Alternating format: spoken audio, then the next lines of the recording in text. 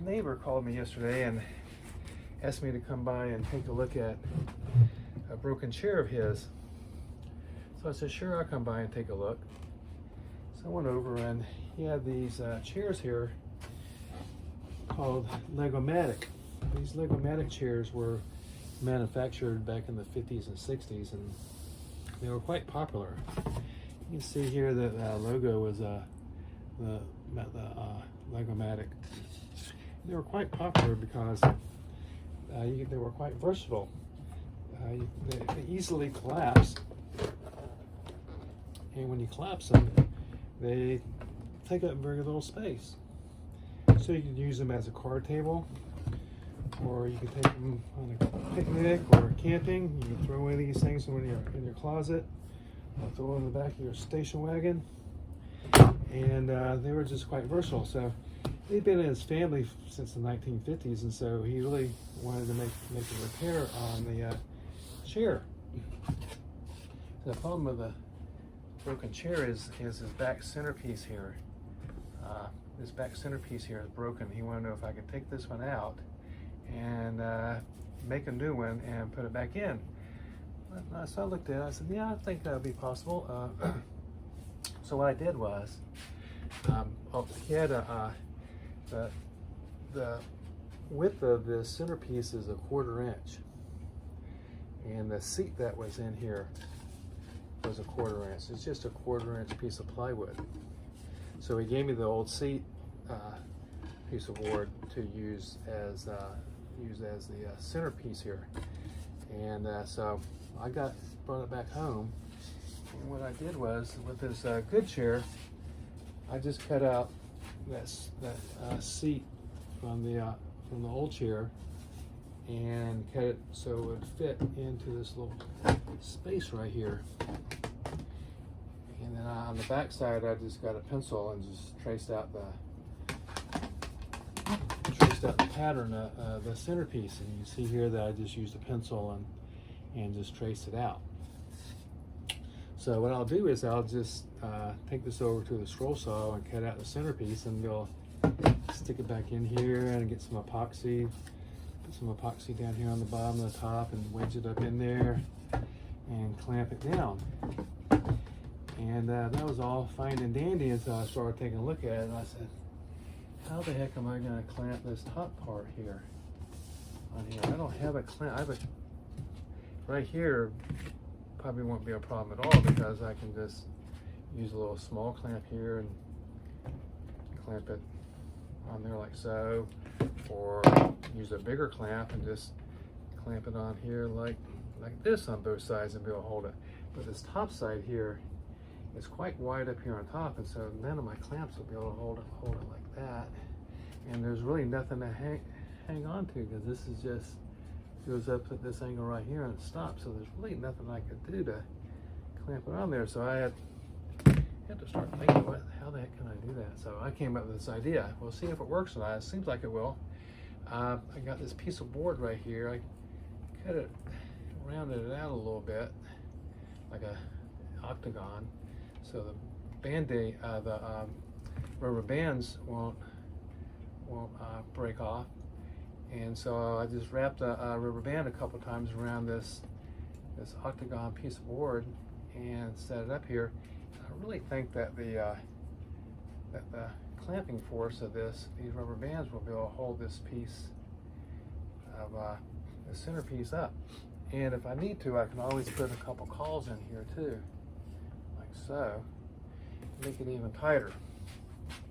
So that's my plan on how to replace this. Okay, I've outlined the centerpiece figure on this sheet of plywood, and there's a few things I want to show you what I'm going to do.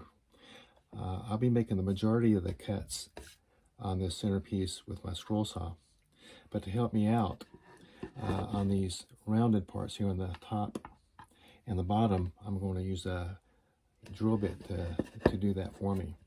The reason why I want to use a drill bit is because I can get an exact circle cut on each of these, the top here and the bottom. You can always use a scroll saw to do the hole cuts, but making these rounded corners with the scroll saws will be a lot more difficult than using a drill bit. And the type of drill bit I'll be using is a brad point tip drill bit. These drill bits have a little sharp tip on it, so I've designated here each place on the piece I want the drill bit to make its cut. And if you're just using a rounded drill bit, you would not be able to get that precision. Another thing I want to show you and emphasize is that whenever you're cutting through wood, it is very important to have a backer board. If you use a backer board, when you drill through the piece of wood here, it'll enter into the backer board, and it'll prevent the splintering of the back of the board. And if you don't use the backer board, there's a high probability that when the drill bit goes through the piece of wood, then you'll get splintering the wood on the back side. And since this is a centerpiece that's going to be going on a chair, you want the back of the board to look just as good as the front of the board. So when I go over to the scroll saw, I will cut out the middle parts here first. And then after I cut out all four of these pieces, the centerpiece of the figure, then I'll cut out the outside of the figure.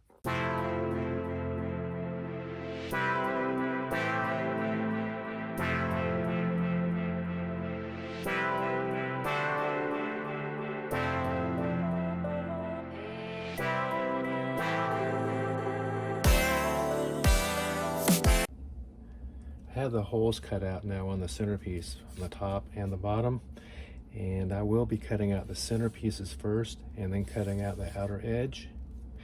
The scroll saw blade I'll be using today is a reverse tooth. It's an Olson reverse tooth, number 7R 11.5 TPI. The reason why I want to use a reverse tooth in this situation is because I want to have a nice clean cut on the front side and the back side, and this tooth will allow me to do that. So let's get started.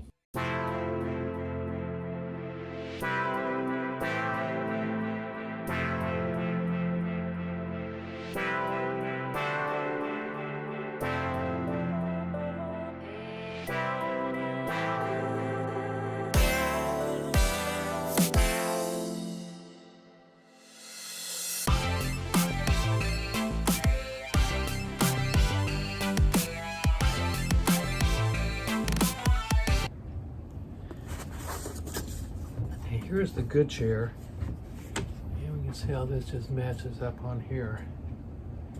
I like that right there. This is the broken chair. This is the one that's going to be replaced,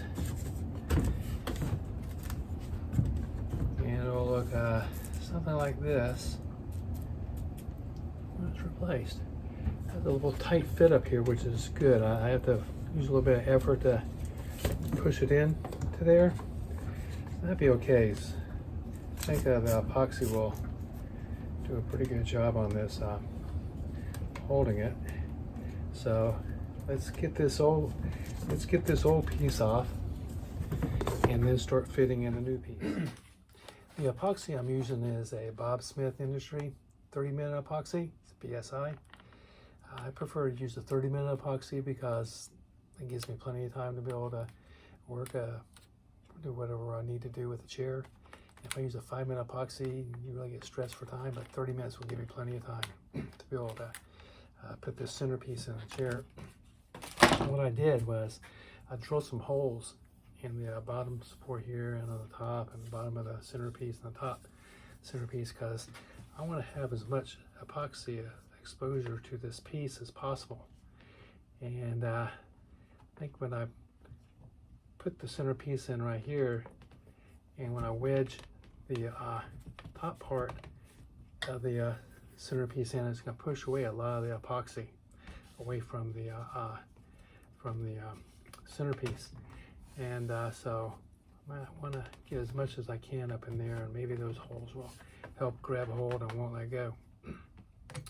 And after I put the centerpiece in with the epoxy, then I'll come back and clamp the centerpiece on, and also using my little rabbit tension clamping system. I'll show you how I do that.